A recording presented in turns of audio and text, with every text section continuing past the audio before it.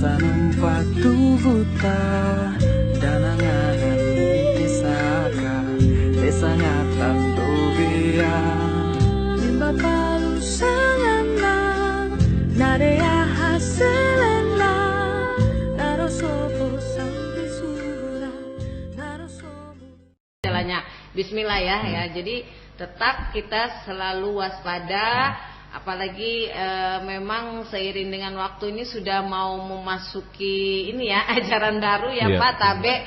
Saya juga mau tanya malah ini saya mendengar apakah benar sudah akan dimulai atau nanti mulai Januari 2021. Nah, tapi di sini saya juga membaca ada kesepakatan bersama ya Pak ya yang dikeluarkan oleh Kementerian Kesehatan, oleh Kementerian Pendidikan, oleh Kementerian Agama, Departemen Dalam Negeri, panduan yaitu yang dikeluarkan pada 15 Juni 2020. Di situ ada hal-hal yang perlu diperhatikan. Jadi Tabe Pak tadi ternyata ada sekolah-sekolah favorit ya, sekolah-sekolah favorit termasuk di Kota Palu yang semua mau di situ. Sedangkan dalam kesepakatan ini idealnya ya tadi kalau Pak Siswanto bilang sekelas 36, apakah yang lalu atau yang sekarang Pak? Yang sekarang Pak Edi ya. Yang lalu juga. Oh yang lalu 36 juga. Mohon izin Pak kalau saya baca di sini ya mungkin apakah ukuran kelasnya berbeda di sini.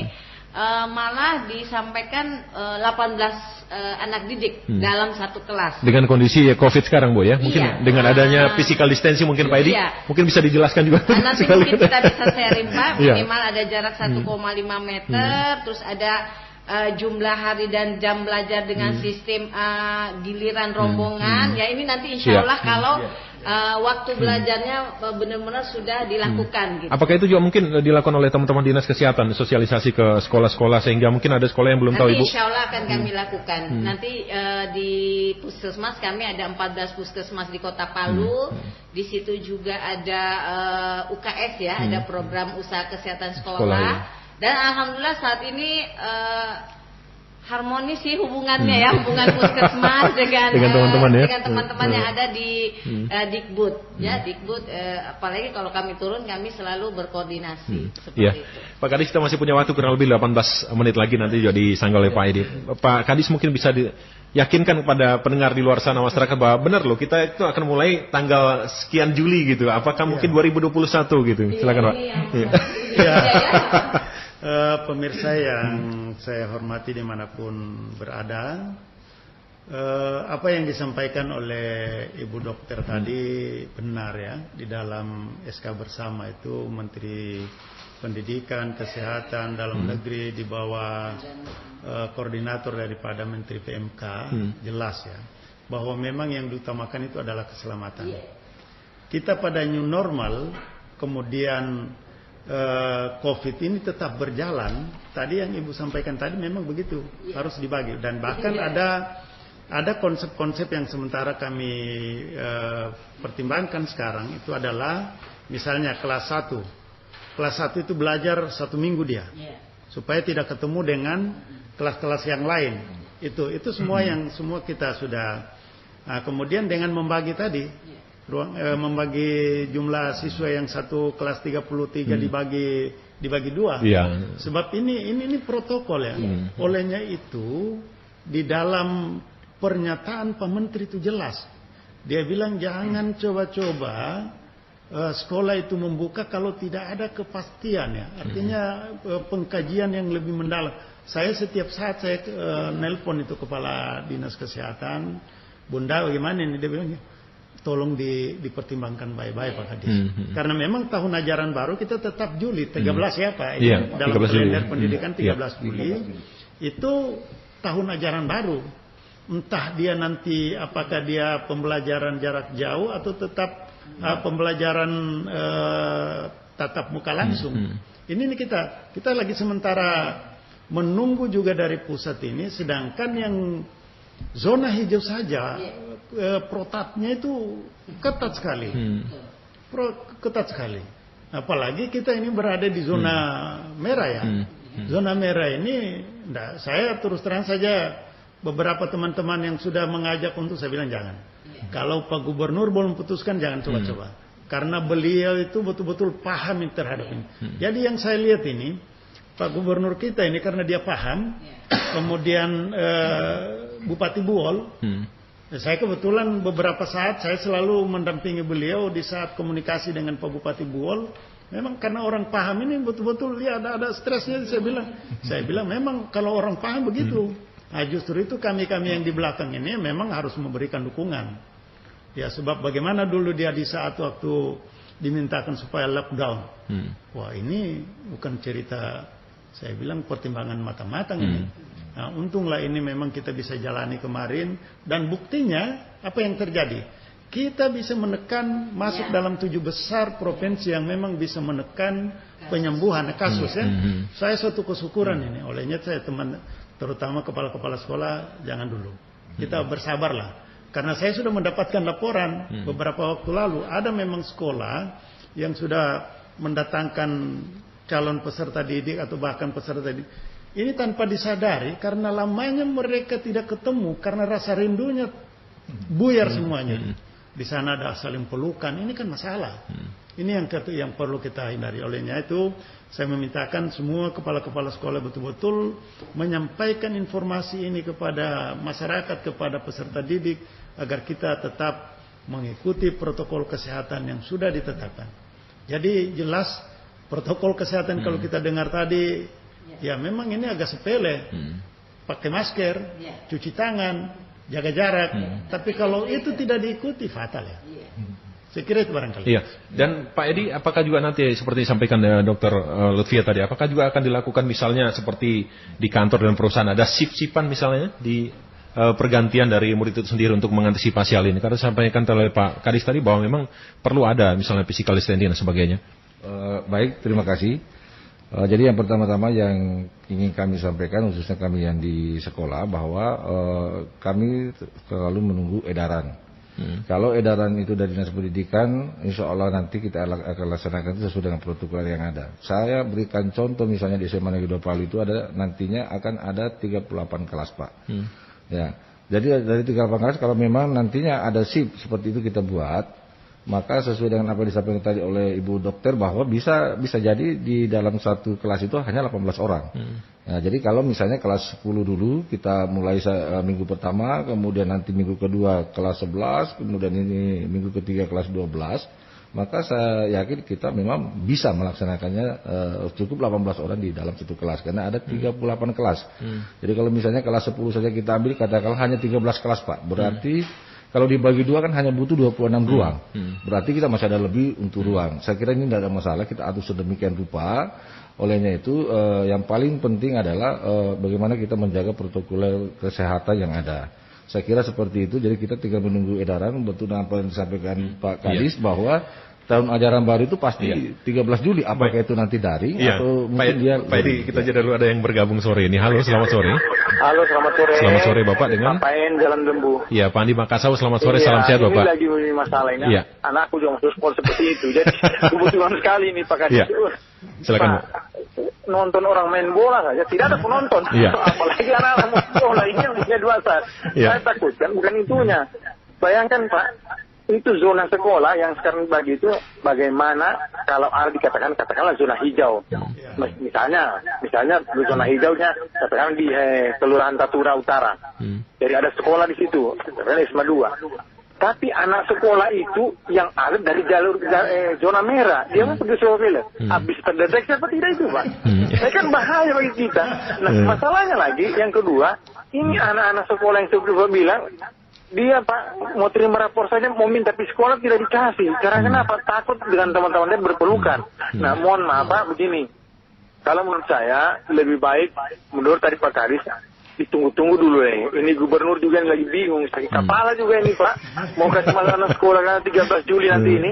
Kalau bisa itu bertahap lah, artinya kita lihat nanti kalau dia memang untuk SMA, untuk yang kelas-kelas 3-nya yang sudah mau dekat ujian, bolehlah kita kasihkan anggaran atau SMP begitu Pak. Tapi yang ke bawahnya jangan dulu. Artinya apa, kita lihat peran proses perkembangan ini. Karena kenapa ini COVID pandemi tidak ada akhirnya, belum ada yang menentukan akhirnya. Jadi mohon maaf Pak, kalau bisa kita sarannya seperti itulah dulu. Jadi dilihat kondisi. Mudah-mudahan Pak nanti ini kalau memang dia sudah aman-aman kita kasih sekolah. Makasih Pak. Baik, terima kasih Pak Andi Makassau sudah berbagi untuk RRI sore ini. Dikomentari Pak Kadis, silakan. Luar biasa ini Pak Andi Makassau, rupanya beliau dan ini memang kunci ini daripada sekolah ini adalah pertama izin dari Pak Gubernur. Bila dia sudah izinkan kita buka. Tentunya izin itu tidak secara serta-merta begitu saja, pasti ada butuh kajian dari para ahli. Kemudian bertahap. Memang Menteri Pendidikan itu sudah mengatakan tahap pertama ini di zona hijau ini, tapi protokolnya luar biasa, persyaratannya luar biasa. Olehnya itu saya selaku Kepala Dinas Pendidikan Provinsi sudah mewanti-wanti terutama yang menjadi kewenangan saya. Saya ini sebenarnya masyarakat besar karena anak-anak sudah remaja menganjak dewasa. Ya. Nah, kita memang yang dipersyaratkan itu dulu SMA, kemudian SMP, kemudian SMP. Tapi ini bertahap. Kita bertahapnya di pas masuk di tahun ajaran baru ini. Tetapi saya katakan bila belum ada, apalagi kita ini belum masih zona merah. Zona merah ini kita memang tetap pembelajaran jarak jauh.